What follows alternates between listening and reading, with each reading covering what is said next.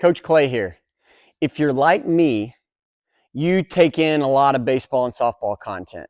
Watch a lot of highlights, like to see some of the best players talk about their games, their mindsets, and of course, what they think about when they're swinging the bat and what they're doing in practice to become the players they become.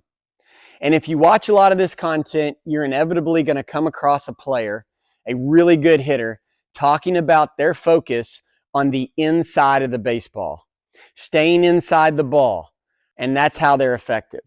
You know, my swing is all inside out. Mm-hmm. Yeah, well, my inside out swing, it's kind of, you know, my swing path is just straight down the ball, inside out. Mm-hmm. It makes me stay inside the ball. It forces me to just keep inside and stay up through the line of the point. Okay. It makes me stay inside the ball. And for me, if I stay inside the ball, because I do have a little finish up with my swing, staying inside the ball makes me backspin a lot more balls. All I'm still trying to do is stay inside the baseball and still try and hit it to the shortstop. So what I want to give you today is just a simple explanation of why that's so true and so important, and then how you can sort of explain it to your players that aren't sort of catching the concept of being inside the ball. If I'm set up to hit the ball, straight ahead, right along that line into my net. Boom. If I had a field out there, I'd be hitting it right back past the pitcher's head. The ball can be cut in half. I take a line or a saw and I cut that ball from center field to the catcher's nose. I'm going to have an outside half of the ball and I'm going to have an inside half of the ball. So you can imagine a line going right between the ball. Hitting the inside part of the ball means that I'm attacking this inside half of the baseball. So in my swing, in order to get my barrel to the inside of the baseball, I've got to stay short and close, and I've got to get the hands and the knob of the bat first. And then as I hit, that's when I extend out through. If you've ever seen coaches talk about being long or rolling, it's because the bat comes out and now has to roll back and hit the outside part of the ball, which is something we don't want to do. Now, the ball has these seams on it, and these seams make it perfect to recognize the inside part of the ball and the outside part of the ball. Now, it's very basic. When you're hitting the ball up the middle, we just put the middle of the ball pointed to the catcher's nose, and the inside seam is on the inside half of the ball. The outside seam's on the outside half of the ball. And we want our players to focus on that inside seam. Now, it gets a little tricky when we do different locations of pitches. If we work the ball on the outside part of the plate and we're going to hit the ball away, our inside part of the ball does not come straight from pitcher to catcher anymore. Think about where we're trying to hit the ball, which is towards right field. So now we want to turn the ball.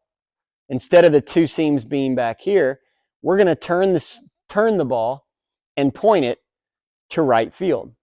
So now, if you can see,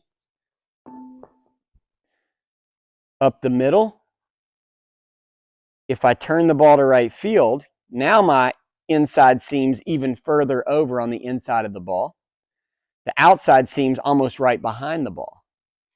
And again, for an inside pitch, we come inside, we hit the ball further out in front, and we point the ball towards left where we're going to hit it. So now our inside seam's right here behind the ball, our outside seam's all the way on this other side. Okay? So when you're doing tee work with your players, if you're hitting the ball up the middle, you'll have these two seams directly behind. If you're going away, you'll let the ball get a little closer to that catcher. You'll turn the ball towards right field. So now the outside seam's directly behind. The inside seam's on in here. So we've got to take an even more inside path, staying short, inside, and then out to hit that inside seam. And then the inside pitch, it comes in here. We want to hit it a little further out.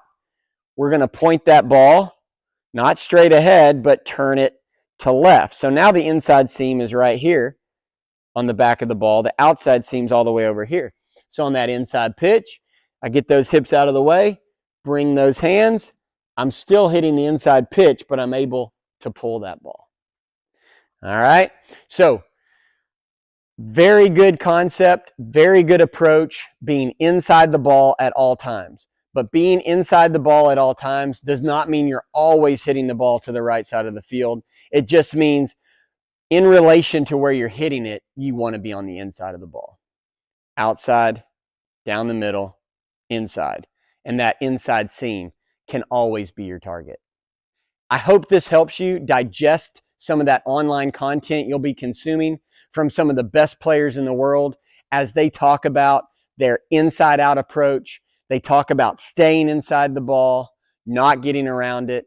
This is what they're talking about, and this is how you and your player can work on it in the future.